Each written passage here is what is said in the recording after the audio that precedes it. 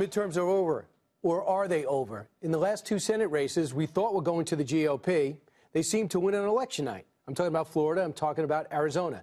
Thousands of uncounted ballots keep popping up, though, mostly in the Democratic-leaning areas. What is going on here, and why are these elections still up in the air? Senator Marco Rubio's had it. He's tweeted about it, saying this: Democrat lawyers are descending on Florida. They've been very clear they aren't there to make sure that every vote is counted. They are here to change the results of the election. And Broward County is where they plan to do it. Senator Marco Rubio joins us right now. Senator, what makes you think that?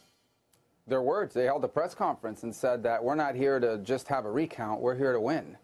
And look, we have procedures in the law for close elections and recounts. I have no problem with any of that. I have no problem with anyone availing themselves of what the law allows them to do. Here's my problem. My problem is this is focused on two counties, and in particular one county. So let me use an example. Bay County, Florida, where Panama City is, was hit by a Category 4 hurricane about 4 weeks to the day of this election. They were without power. You guys covered all this. They did all their ballots at a 52% return rate, a 52% turnout despite the hurricane. They did all their ballots, submitted them on time. They were done basically on election night early the following morning, very early.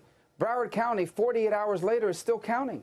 And they didn't have a Category 4 hurricane, and it's not the first time that they do this. Problem number one. Problem number two is we don't know how many votes they have, and neither do they. Either they don't know or they won't tell anybody how many ballots are left to count.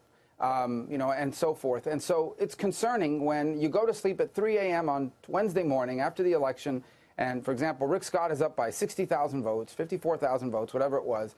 Today is at 17,000.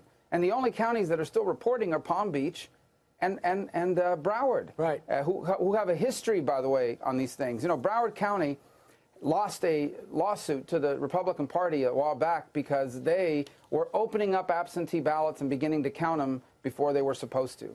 Okay, Broward County in August of this year in Broward County, right, mysteriously, or I should just say, let me not use that term, 5,000 mail ballots appeared all of a sudden at 7 p.m. on Tuesday night of the election. Then it actually grew to 9,000. When they were done counting those, a school board race that involved Ryan Petty, one of the Parkland fathers that was challenging a school board member, suddenly the incumbent was able to barely, but she did, avoid a runoff. A judge race flipped at a 400-vote margin after these 9,000 votes appeared. So this is a pattern of, at a minimum, incompetence, right, and it's embarrassing to the state. Voters deserve better. This is not even a partisan thing.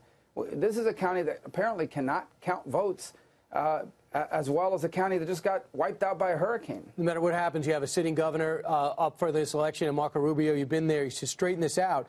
Brenda Snipes illegally destroyed ballots in 2016. She's still in charge. Now they can't count the ballots. They're supposed to have it up 30 minutes after elections closes. It's still not done. So I just talked to Governor Scott's office. He has a presser tonight. And he says they understand there's got to be a recount, an automatic recount, first by machine. If it's still close, then by hand. Now we understand that Andrew Gillum says it looks like he is going to retract his concession, and he's going to look for a recount there as the vote's beginning to close as well.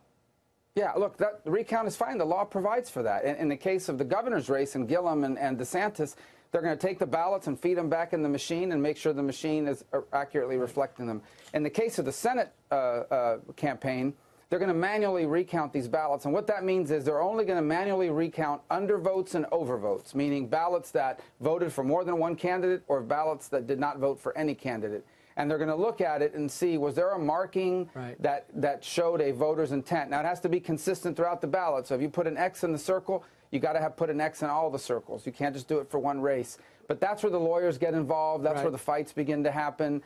And that's where we have seen races in the past suddenly turn. My problem is, if this was something we were seeing in multiple counties, it's in one county, and it happens to be a very Democratic county. Look, people have a right to be concerned about it. Senator, real quick, Mark Elias is coming in. He's a Clinton attorney. And guess what? Works for Perkins Coie. And guess what? They hired Fusion GPS, who hired Christopher Steele. We're back in the dossier conversation. Mark Elias is back in our lives as a country.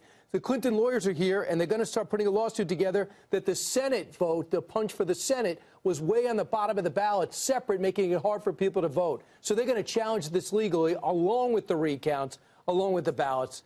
We might have another mess in Florida, but you're at least standing up ahead of time instead of talking about it in the aftermath. Crazy. Senator Marco Rubio, thanks so much. Thank you.